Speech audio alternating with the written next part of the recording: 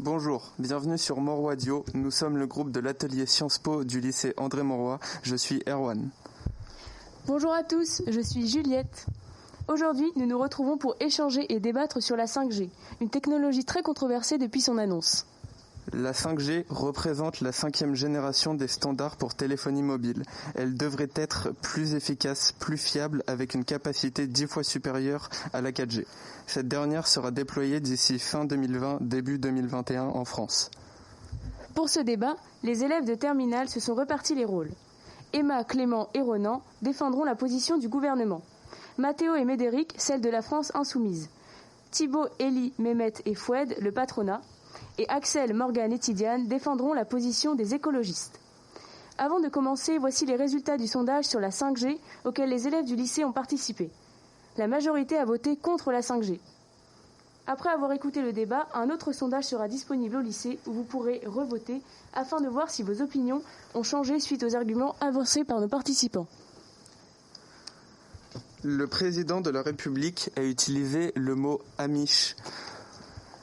Comment le gouvernement peut-il expliquer ses propos ?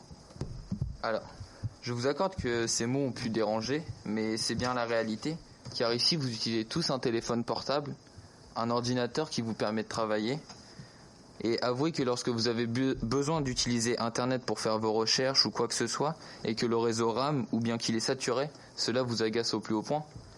Vous ne pouvez pas nier ce point. C'est pour cela que le président de la République a indiqué que le refus de déployer la 5G était se résigner à retourner au temps de la lampe à huile ou bien adopter le modèle Amish. Et vous ne pouvez pas nier ce point. J'entends vos propos, mais ce n'est pas ridiculiser notre mouvement qui légitimera vos propos. Sur le point des Amish, vous voyez quand même un certain fossé entre ne pas développer la 5G et revenir aux lampes à huile. Vous ne le voyez pas? Est-ce que le gouvernement aurait quelque chose à répondre à cela ? Oui, mais dans ce cas, pourquoi ne pas développer la 5G ? Et pourquoi stagner à une situation qui pourrait évoluer et faire évoluer tout le pays ?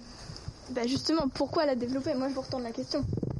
Pour aider le pays à avancer, à évoluer et vivre avec son temps. Et moi, j'ai une question pour vous. Pourquoi développer un projet qui n'est pas soutenu par les Français ? Et encore, comme le prouve ce sondage, plus de la moitié des votes sont contre la 5G dans le lycée. Alors certes, au lycée, les votes sont contre. Pardon, excusez-moi, si je peux. Alors certes, au lycée, les votes sont contre, mais il est montré avec certaines études que les Français sont pour la 5G, surtout avec la pandémie qu'il vient d'y avoir et les problèmes de connexion. Quelles études ? Les études faites par le gouvernement et les associations. J'aimerais compléter ce qu'a dit cette représentante du gouvernement, car selon un sondage IFOP, 63% des Français sont favorables à la 5G et 57% des électeurs d'Europe Écologie Les Verts ont une opinion favorable au déploiement de la 5G. Alors j'aimerais demander aux écologistes qui défendent-ils, leurs intérêts politiques ou les intérêts des Français ? Alors tout d'abord, c'est facile de se baser sur des sondages quand les gens ne sont pas renseignés. Moi, j'ai une question à poser aux membres du gouvernement. Pourquoi avoir refusé un moratoire qui vous était demandé si vos bases d'arguments sont solides ? Alors cette demande masque toujours des arrière-pensées politiques. Vous appuyez toujours sur l'expertise scientifique pour le climat. Or, ici, dans le cas de la 5G, vous la reniez. Ce désaveu montre bien que vous vous souciez de l'expertise scientifique uniquement quand cela vous arrange. Toutes les agences sanitaires de pays comparables à la France, dont l'ANSES, ont toujours indiqué qu'il n'y avait pas de raison de penser que la 5G représenterait plus de risques pour la santé que la 4G. Le gouvernement et nous-mêmes assumons le fait que déployer la 5G permettrait aux citoyens français d'accéder aux mêmes services qu'aux citoyens des autres pays comme la Chine ou les États-Unis. De plus, dans ce moratoire, vous faites preuve d'une extrême mauvaise foi. Vous demandez à l'ANSES de tirer des conclusions sanitaires définitives alors que vous savez très bien que lorsqu'il s'agit d'un nouveau réseau mobile, l'agence continue d'évaluer les risques tout au long du déploiement et même pendant plusieurs années après ce dernier. Et sur les enjeux sanitaires, j'aurais tendance à vous dire que le match est déjà plié. Il y a des dizaines d'études à travers le monde, dans des pays comparables à la France bien sûr, qui ont déjà démontré que rien ne permet de craindre des effets négatifs de ces ondes sur la santé. Alors, rien ne permet encore de trouver des effets négatifs, mais la vérité, c'est qu'il y a un manque de données flagrant quant aux effets des réseaux. Et nous avons un exemple, par exemple le problème de français, l'électro-hypersensibilité, qui est une maladie, un problème qui touche de plus en plus de monde. C'est la sensibilité particulière de certaines personnes au réseau. Qu'est-ce que vous répondez à ces personnes ? Elles doivent continuer de vivre dans la souffrance, j'imagine. Je me permets de répondre à la place du gouvernement. J'aimerais demander, alors d'abord, j'aimerais dire que effectivement, le risque zéro n'existe pas, et je tiens à saluer la conscience sanitaire des écologistes qui disent vouloir assurer la sécurité des Français, mais j'aimerais leur demander si ces intentions sont réelles ou si elles sont motivées par des motivations politiques à mesure que les élections présidentielles de 2022 arrivent. Moi je considère que oui, c'est notre préoccupation et un réel intérêt, puisque apparemment nous sommes pratiquement les seuls à se soucier du problème sanitaire que pourrait causer la 5G. À vrai dire, vous n'êtes pas les seuls. Après, moi, j'ai une question. On parle de la 5G, son déploiement, son bonus économique qu'il va apporter, etc. Mais la vie de nos concitoyens passe-t-elle pas après tout ça, en fait? Donc, de ce que je comprends, la santé, ça passe un peu après. Vous saluez, du coup, une simple action d'un parti politique. Je ne comprends pas vraiment, là. Alors concernant l'hypersensibilité des personnes, c'est pour ça que l'Agence nationale de fréquence va doubler ses contrôles de débit spécifique et va renforcer les contrôles d'exposition aux ondes électromagnétiques. Concernant le sanitaire, vous parlez de quel sanitaire en particulier? Parce que la 5G permettra justement de favoriser le milieu médical avec de nouvelles technologies, la télémédecine, etc. Alors, c'est bien beau de nous parler d'expertise, de personnes qui vont venir vérifier, mais si vous ne faites que vérifier et que vous n'agissez pas pour ces personnes, ça ne sert à rien de le préciser.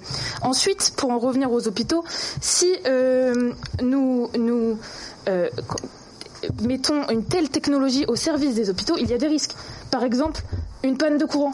Comment faites-vous si le médecin qui est en train d'opérer un patient à cœur ouvert est aux États-Unis devant son écran ? J'aimerais répondre aux écologistes qui, du coup, veulent continuer la recherche, nous sommes bien d'accord, pour reconnaître que la 5G n'est pas porteur de risque. Mais justement, certains scientifiques préconisent l'installation des antennes 5G pour pouvoir analyser leurs effets. N'est-ce pas la meilleure solution de vérifier a posteriori, justement, si la 5G est véritablement nocive ? Alors vous désirez installer un problème pour en voir ses effets.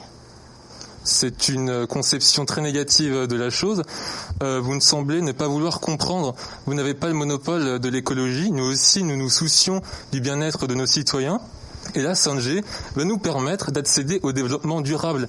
La 5G est moins énergivore que la 4G. Alors, moi je souhaite juste rebondir par rapport à la réponse du gouvernement sur l'amélioration de la télémédecine. Pensez-vous pas que la fibre est plus adaptée, car tout simplement elle est plus stable, plus fiable, elle est moins sujet à parasites pour le matériel médical. Vous savez, un matériel médical de pointe peut être perturbé par la 5G qui va même perturber les fréquences météorologiques. Et en plus, la fibre reste moins chère que la 5G. Je ne sais pas si vous savez, mais dans les 2 ans, la France s'est engagée à déployer la 5G et à couvrir toute la France de la fibre. Donc la réponse, elle est déjà donnée. Je vais vous répondre que la fibre devait être déployée depuis 2020. En totalité sur le territoire français, sachant qu'il y a encore des zones blanches qui ne sont pas couvertes par les zones 4G.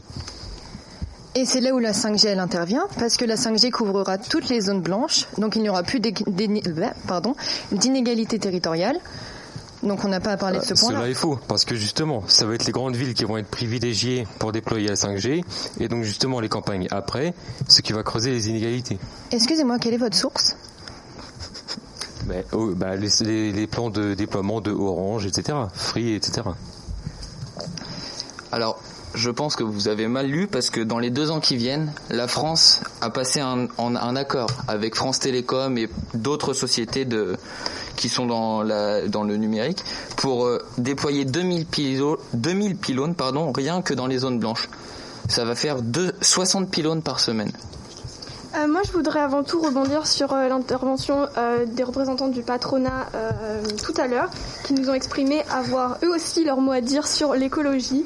J'aimerais revenir sur la crise de la Covid-19 qui a provoqué une énorme fracture dans toute notre économie, qui a stoppé toutes les industries. Et justement, j'aimerais vous apporter que la consommation de dioxyde d'azote, donc par les industries, a diminué de 40% et de 10% pour les particules fines. C'est donc l'arrêt des industries qui provoque les industries qui provoquent de la pollution. Donc comment vous pouvez vous revendiquer comme partisan de l'écologie en faisant fonctionner des industries très polluantes? Et j'aimerais aussi rajouter que selon un sondage selon la source du Monde du 29 avril 2020, l'arrêt de ces industries aurait sauvé 1230 vies causées par rapport aux particules fines. Mais renoncer à la 5G, c'est aussi renoncer à défendre des emplois, des milliers d'emplois. Surtout au lendemain d'une crise sanitaire et aujourd'hui d'une crise sociale. Comment défendez-vous cela alors que nous sommes à plus de 8% de chômage et avec la 5G, on va pouvoir baisser ce chômage? J'aimerais rajouter également, comme je l'ai dit tout à l'heure, que la 5G consommera moins que la 4G. En 2025, les antennes 5G consommeront 10 fois moins que la 4G, et tout simplement parce que les antennes ciblent directement les appareils et ne balayent pas une zone. Enfin, 98% du territoire français est couvert par la 4G. La 4G. Alors, permettez-moi de vous répondre. Tout d'abord, vous n'avez pas répondu à la question. Bon. Ensuite, pour ce qui est du chômage, vous souhaitez développer une technologie, ce qui va engendrer des progrès technologiques, j'imagine, sinon pas d'utilité. Seulement, ces progrès technologiques vont aboutir à la robotisation de l'industrie et donc à la perte d'emplois.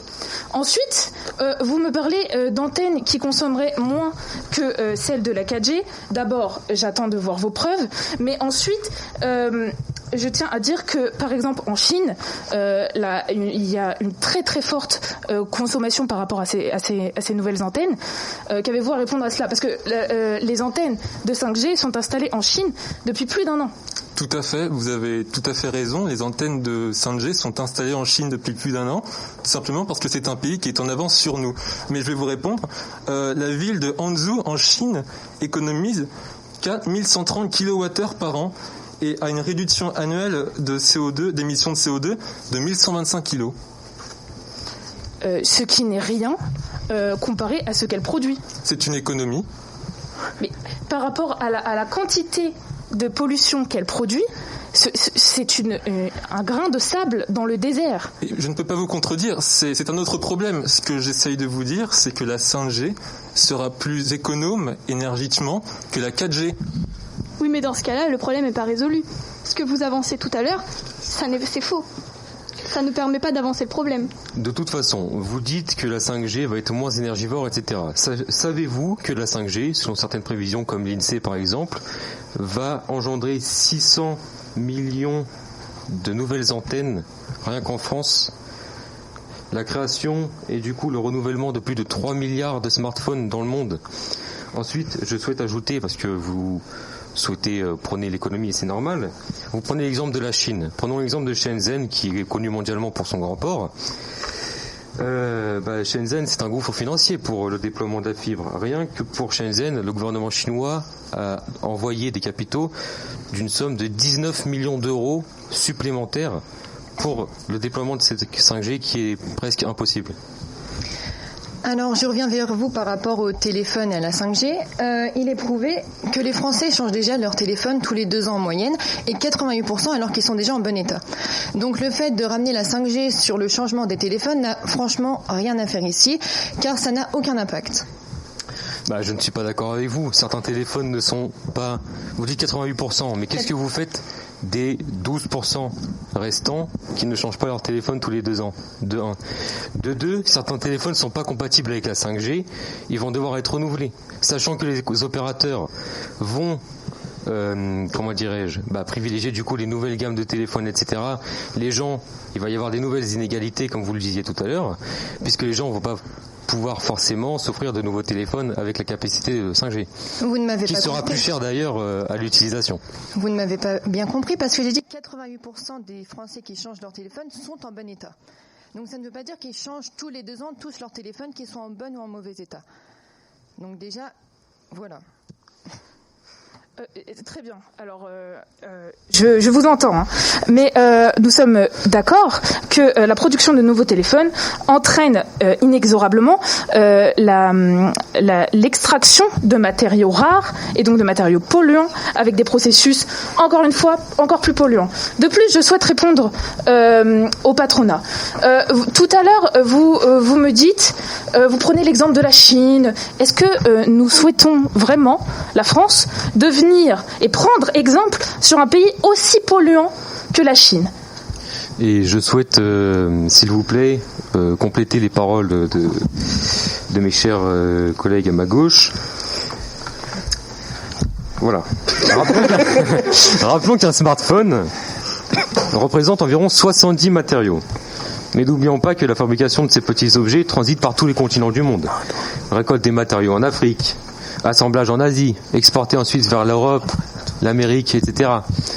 Tous ces voyages, vous ne pensez pas que ça représente une empreinte carbone considérable ? Vous parlez d'un débat qui est sans fin sur le téléphone, mais vous oubliez de parler du progrès technique, du progrès qui va pouvoir créer des emplois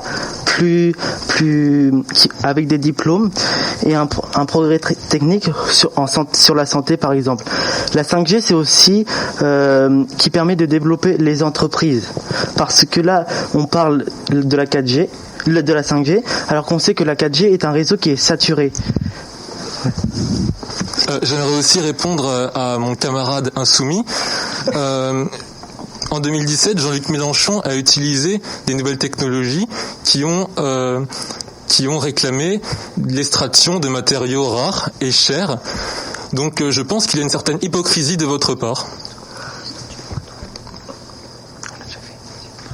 Alors, et moi, pour rejoindre l'idée que vous aviez dit sur l'extraction des matériaux, cela me paraît assez paradoxal venant des écologistes et de vous, parce que si nous prenons les panneaux solaires par exemple, alors déjà ce sont des matériaux assez polluants, et surtout les 2 matériaux principaux sont le silicium et le sulfure de cadmium.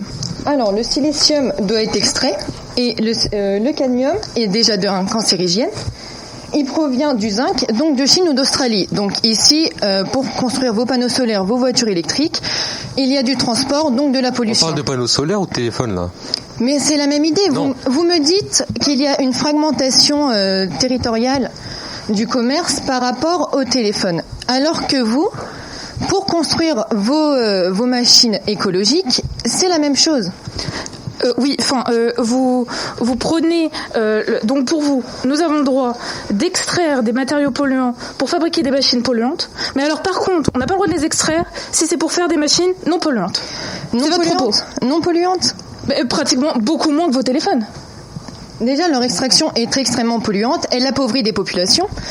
De plus, elles ne sont non recyclables, donc une fois mortes environ 10 ans, elles feront encore pire que les téléphones. Très bien, mais vos téléphones, c'est tous les 2 ans qu'on les rénove. Mais pas forcément. Vous venez de le dire. Une majorité de personnes. Ce sont vos chiffres. Oui, il est vrai. Et puis je trouve ça très simple de dire ça pour le pays de la France, qui est surtout, qui prône surtout le nucléaire jusqu'à maintenant. Est-ce que vous pouvez comparer à quel point le nucléaire est polluant par rapport à nos panneaux solaires qui, ok, oui, on extrait des métaux rares, mais c'est une bonne alternative au nucléaire. Ah, mais là, vous détournez le débat complètement. On est sur un débat sur la 5G, vous nous parlez du nucléaire. C'est vous qui avez commencé à parler de nos panneaux solaires. Dans ce cas-là, on revient au téléphone. Et oui, il faut des métaux très rares pour les téléphones. Et ça, c'est indéniable.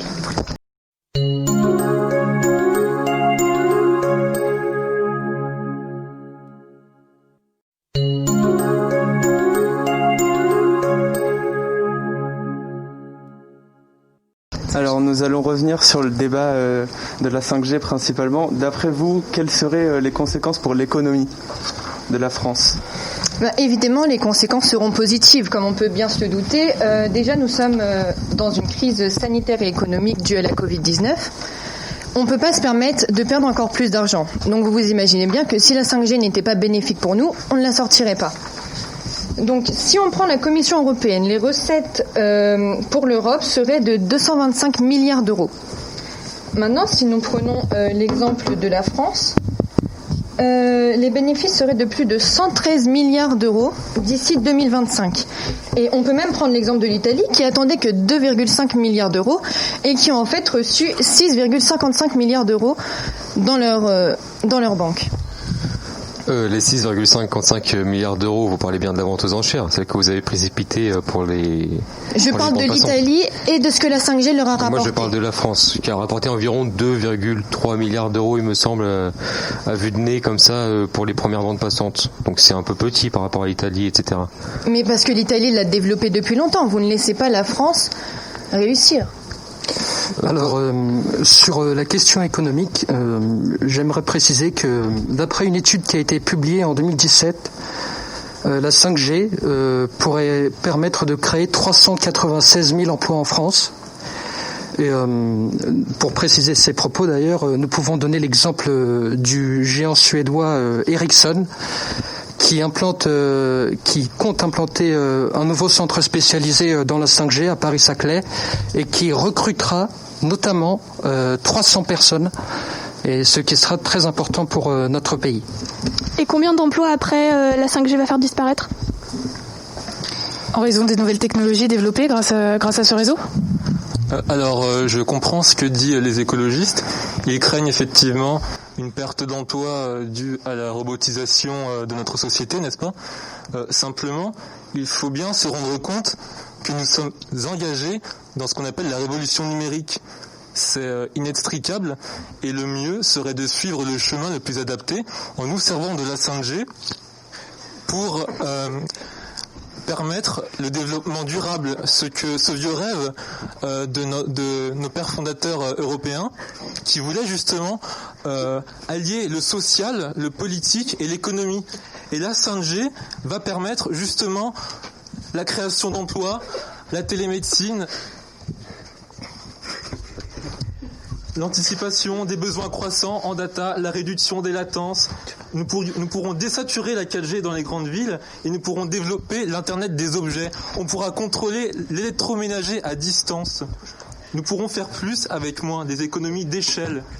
Avoir un meilleur débit de données sans pour autant augmenter le nombre d'antennes nécessaires. Donc j'aimerais qu'on se concentre sur le débat de fond, non pas la forme, et j'aimerais revenir à un débat sur les effets positifs de la 5G. Le progrès, ce n'est pas simplement entrer dans une ère des ténèbres, il ne faut pas toujours diaboliser le progrès. D'accord. Moi j'ai une question pour vous. Pourquoi toujours faire plus que toujours faire mieux ? Eh bien parce que... Excusez-moi, je ne veux pas vous interrompre. Vas-y. Eh bien parce que justement... Remettez votre masque s'il vous plaît.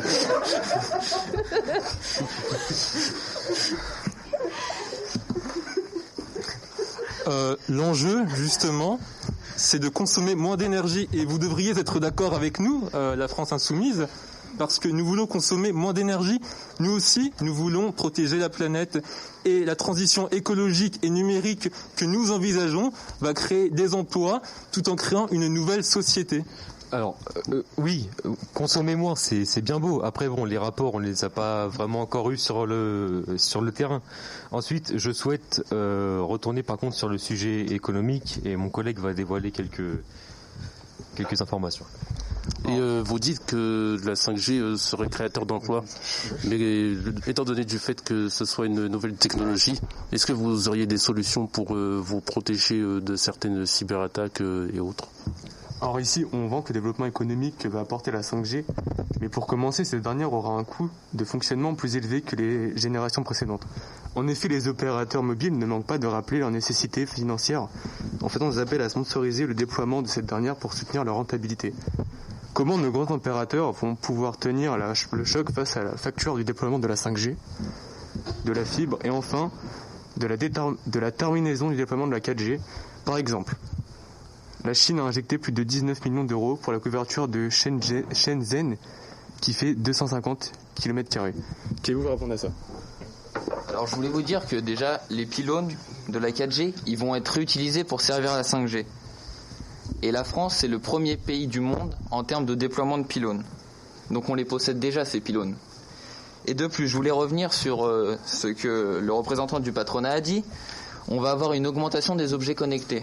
Par exemple, dans la ville d'Angers. La ville d'Angers a doté ses jardins de sondes hydrométriques et de systèmes d'arrosage.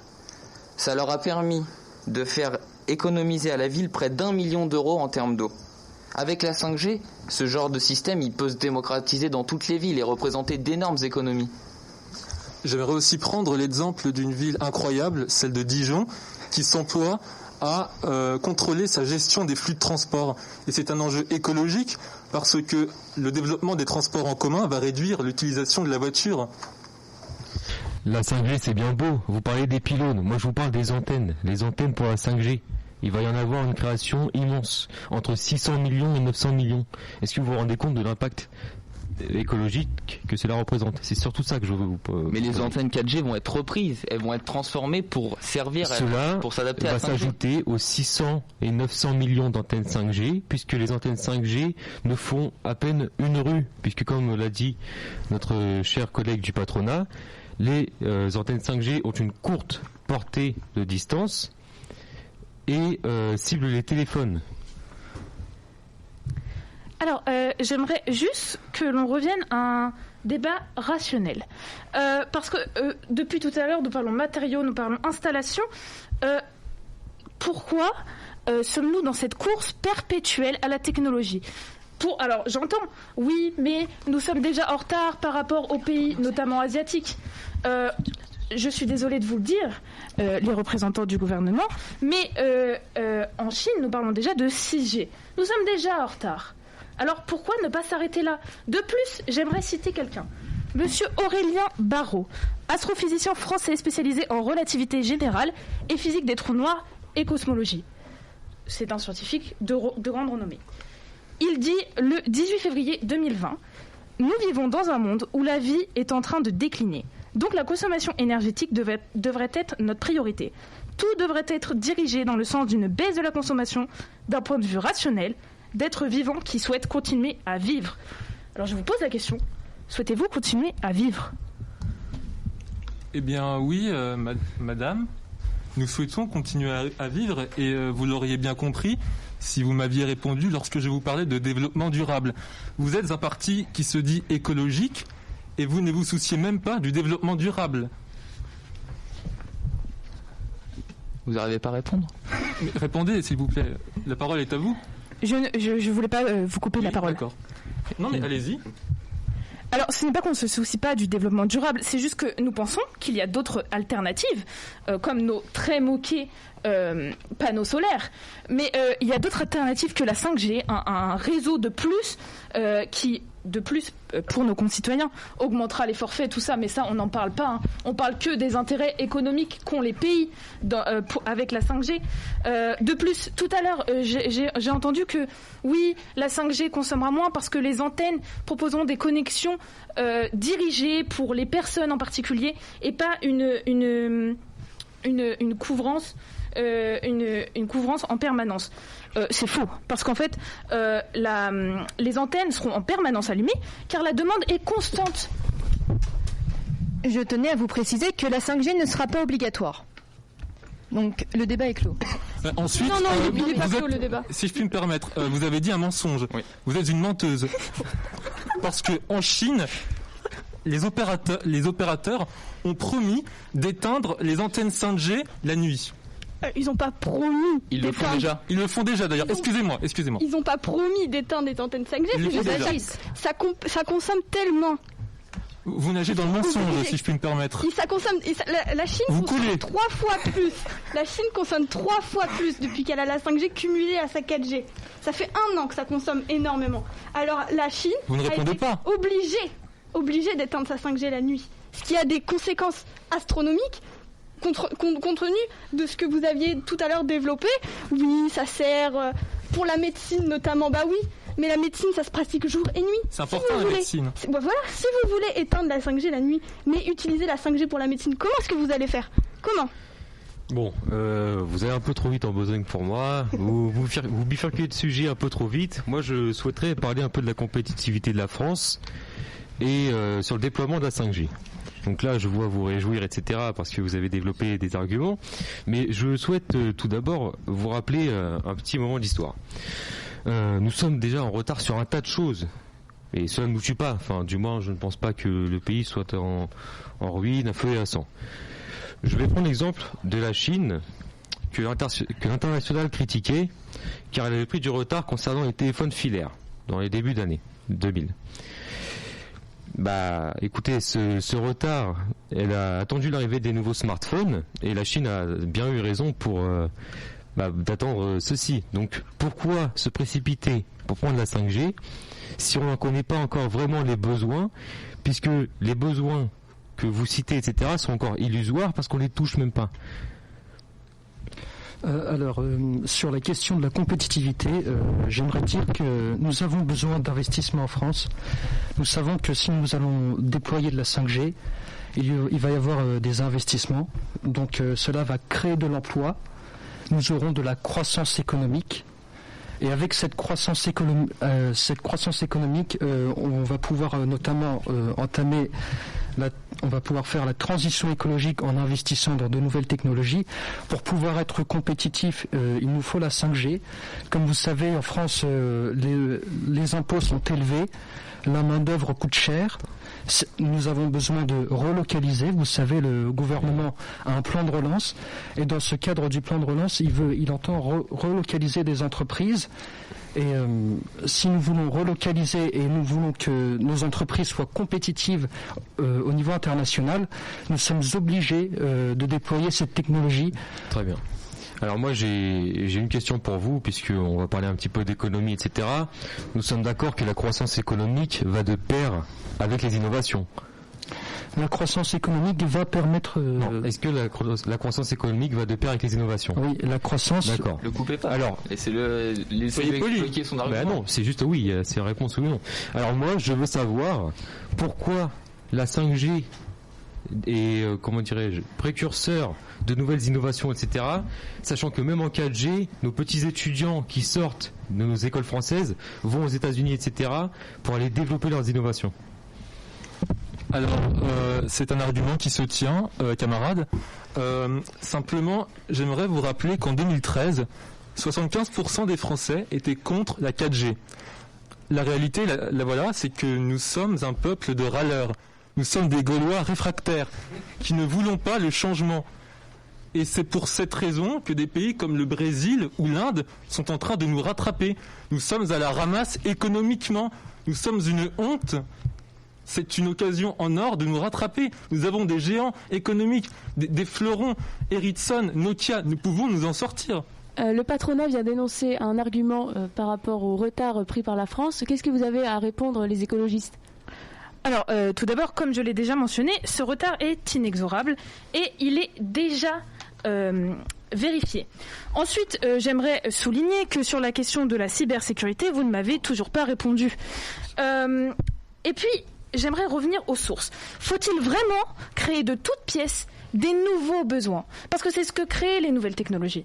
Avant, nous n'avions pas besoin de smartphones. Maintenant, nous en avons besoin. C'est pareil pour la 5G. Nous nous éclairons peut-être à la lampe à huile, mais nous voyons certainement plus loin que vous.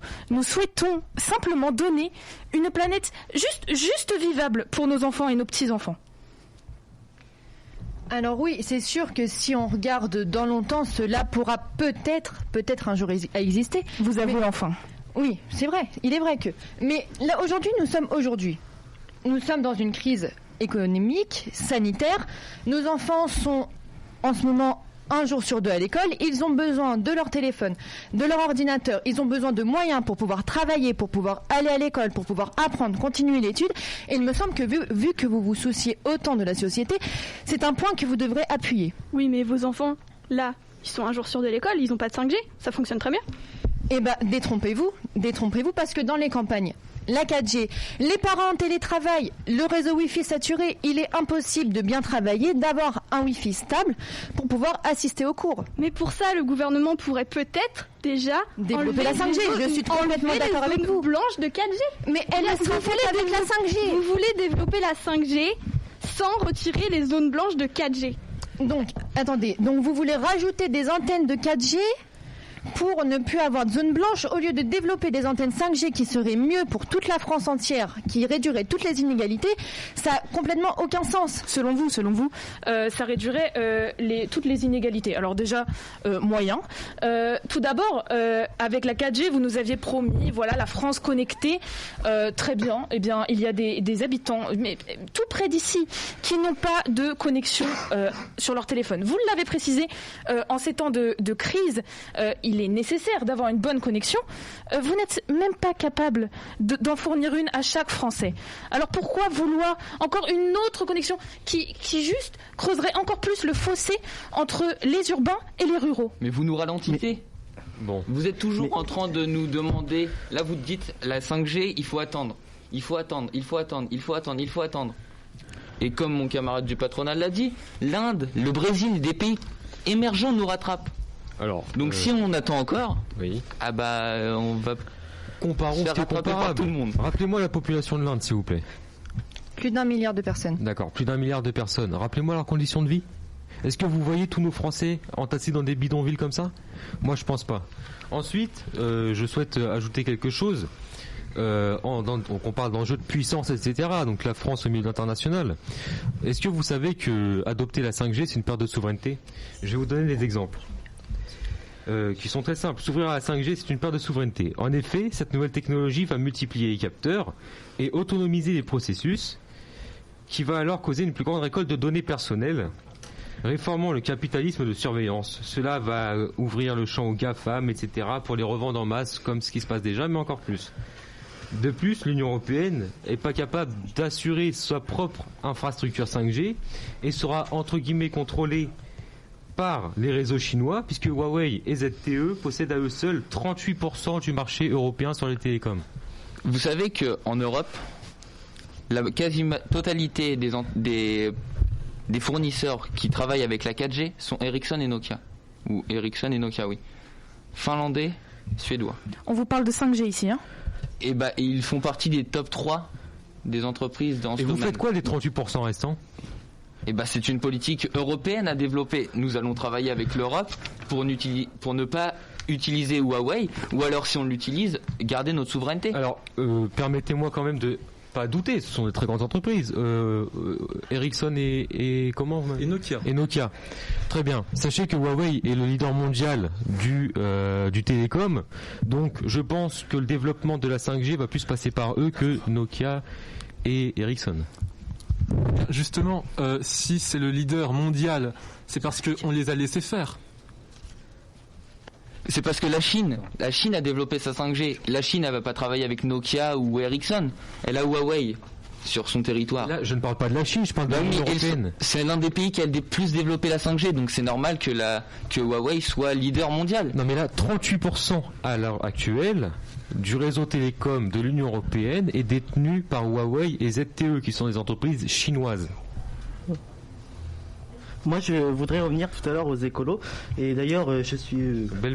Écologie, s'il vous plaît. Je suis pour vous.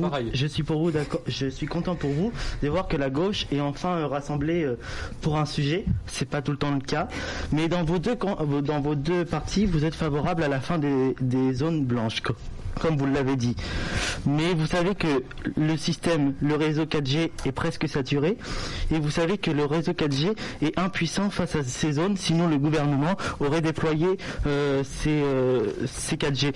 Alors pourquoi ne pas déployer la 5G, ce qui permettra de mettre fin à ces zones blanches? Vous parlez de Huawei, notamment en France et en Europe, sur le déploiement de la 5G. Alors j'aimerais préciser que cette année, l'État a décidé d'imposer de lourdes restrictions à l'équipementier chinois Huawei pour déployer la 5G en France. De plus, l'opérateur Orange va travailler avec les Européens Nokia et Ericsson pour déployer la 5G, et Free avec Nokia. Et les entreprises européennes ont donc une part importante dans le déploiement de la 5G. Plus de la moitié des 11 blocs de fréquences 5G mis aux enchères fin septembre en France a été attribué aux opérateurs Free et Orange qui travaillent seulement avec Ericsson et Nokia. Alors ça, ce sont des promesses, mais on sait très bien que la Chine, elle est très... Ce sont des faits. Non, ce sont des faits. Il s'agirait de vous renseigner. Des actions faites, ce sont des faits, tout simplement. Non, mais dire des phrases comme ça alors qu'il n'y a aucun fait qui s'est déroulé, c'est totalement absurde. Ensuite, je souhaite ajouter que, tout simplement, la Chine, on ne peut pas se le cacher, c'est quelque chose qui est maintenant tellement imbriqué en France qu'on ne peut pas s'en passer. Mettre de lourdes restrictions à la Chine, ok, c'est bien de le dire. C'est comme vous avez dit que la fibre allait être déployée en 2020, etc. Ce sont des promesses qui ne seront jamais tenues puisque c'est impossible. Et la Chine représente désormais une trop grande part de nos importations pour qu'on se passe du réseau télécom et du coup tout ce qui pourrait en suivre. Alors ensuite, de belles promesses, ça vous savez en faire.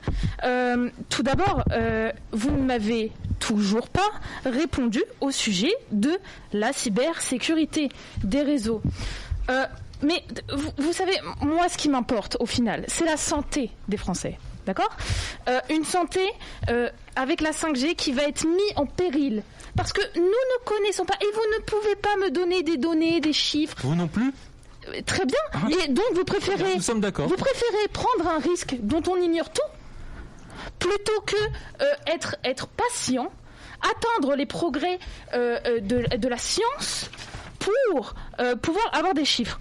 En plus, il faut arrêter de faire croire qu'on doit faire ces progrès. C'est nous qui choisissons de le faire ou pas, et il serait temps d'arrêter cette course irrationnelle à la technologie, à la 5G pour être toujours plus fort et se concentrer sur la planète. Alors, je vais vous répondre, mais tout d'abord, j'aimerais revenir sur le point sur la cybersurveillance.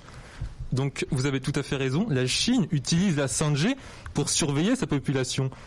Mais il s'agit de la République populaire de Chine. Pourquoi elle ne ferait pas pareil avec nous ? Vous pensez que la Chine nous surveillerait ? Pourquoi pas ? Donc on passe d'un débat sur la 5G à un débat géopolitique. Non, très bien, je vous laisse avec le gouvernement. La 5G est un danger géopolitique. Donc d'après vous, ça serait mieux de reculer, de dire non, faut pas, faudrait faire autrement. En attendant, est-ce que vous avez des mesures, est-ce que vous avez des idées, des projets à proposer, des chiffres qu'on puisse se faire une idée de ce que vous proposez pour protéger la planète tout en assurant la sécurité et le bien-être des Français ? Nous allons encore passer 5 minutes de débat. Alors, vous me parlez de chiffres. Je tiens à dire que vous êtes le gouvernement, vous êtes quand même la mieux placée pour les produire, ces chiffres. Ensuite, vous déformez mes propos. Je ne vous ai pas demandé de revenir en arrière. Alors, c'est bien marrant de ridiculiser les écolos, mais en attendant... Toute seule, hein. Comment ? Vous vous ridiculisez toute seule, vous n'avez pas besoin du gouvernement pour cela. Est-ce qu'il a son masque aux yeux ? Oui, non, mais on passera ça à la radio. Mais tout d'abord, j'aimerais juste dire que le retard, nous l'avons déjà. C'est juste un fait. Pourquoi ne pas simplement avouer et partir sur des technologies de base, mais bien faites partout en France, pour tous les citoyens. De plus, vous parlez beaucoup des frais qu'on pourrait gagner grâce à la 5G. L'augmentation des forfaits par rapport à cette 5G pour tous les concitoyens, vous y pensez ? Mais je le répète, la 5G ne sera pas obligatoire. Oui, bien sûr. Et elle ne sera pas obligatoire, c'est prouvé. Tout comme la 4G qui ne l'était pas, et pourtant tout le monde s'est senti obligé de passer à la 4G, puisque le réseau 3G bug. Mais c'est se sentir victime tout seul. Personne n'a forcé quelqu'un à avoir la 4G, personne n'a forcé quelqu'un à avoir la 5G. Si personne ne veut la 5G, enfin si quelques personnes, parce que évidemment une majorité de Français la voudront parce que ce qu'ils veulent, c'est pouvoir être efficaces dans leur boulot, dans ce qu'ils font. À la fin, voilà. Et vous pensez pas qu'un référendum, ce serait plus sûr qu'un simple sondage, peut-être ? Pourquoi pas ? Vous savez le moratoire que vous avez refusé ? Nous avons déjà répondu à cette question au début. Oui, bien sûr. C'est toujours pas justifiable.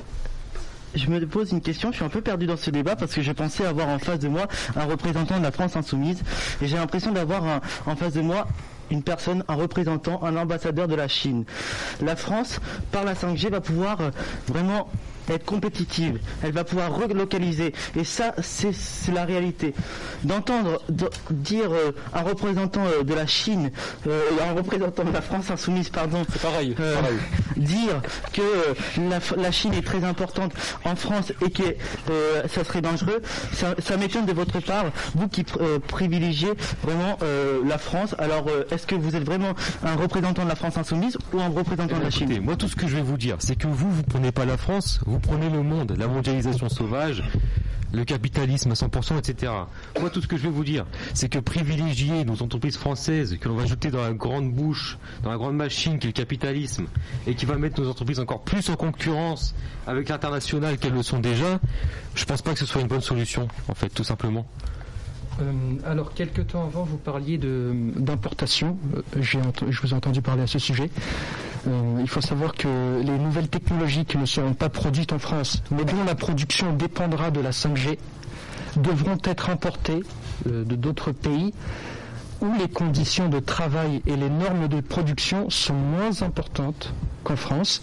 Notre empreinte carbone liée aux importations pourrait donc être plus importante et il ne sera plus question de souveraineté économique. Et j'entends beaucoup les écologistes parler d'écologie. Les émissions, logiquement, les émissions importées représentaient 57% de l'empreinte carbone des Français en 2018, selon les statistiques publiées en début d'année 2020 par le ministère de la Transition écologique. Donc la compétitivité de la France, qui permettra les relocalisations, est très importante. Et donc nous pourrons réduire notre empreinte carbone en relocalisant, et on pourra relocaliser justement grâce à la 5G. Les écologistes vont prendre la dernière prise de parole. Alors moi, je voudrais juste revenir sur ce que notre représentant du gouvernement a dit sur le passage à la 5G n'est pas obligatoire. C'est faux, c'est faux. En Corée du Sud, oui. Nous ne sommes pas en Corée du Sud. Nous ne sommes pas en Corée du Sud. Oui, mais vous n'avez pas encore développé la 5G. Bah vous ne voulez pas. Mais bah oui, faudrait savoir. À la fin, mais dans ce cas-là, on est obligé. Mais regardez, pour tous écouter, on est obligé de se baser sur les autres pays. Mais non. Bah bien sûr que c'est la Corée du Sud. Donc la Corée du Sud. Pour la Chine. En aucun point. La 5G, ça n'a ni queue ni tête ce que vous dites. La Chine, la Corée du Sud. Mais laissez-moi le parler. Japon. La 5G, elle est installée dans les nouveaux téléphones. Vous disiez tout à l'heure, les nouveaux téléphones, nanani, nanana. Et bien la 5G, il faut acheter un nouveau téléphone pour avoir la 5G. Bah oui, mais si on veut un nouveau téléphone sans avoir la 5G, bah on n'a pas le choix. On est obligé de passer à la 5G, comme en Corée du Sud. Ça n'a aucun rapport. Mais pour résumer, vous êtes bien d'accord que les Amish, c'est vous et la France insoumise et les écolos. Et vous donnez une communauté contre le capitalisme, contre la 5G, contre les téléphones, contre tout. Et vous merci à tous pour ce débat. Merci aux groupes qui ont participé. Ce fut très enrichissant et intéressant. Merci aux auditeurs et à Raphaël à la technique. Vous pouvez voter pour ou contre la 5G après avoir écouté ce débat. Et je rappelle qu'au premier sondage sur la 5G, il y avait environ 60 votants. Donc mobilisez-vous et revotez. À bientôt, c'était le groupe de l'atelier Sciences Po du lycée André Mauroy.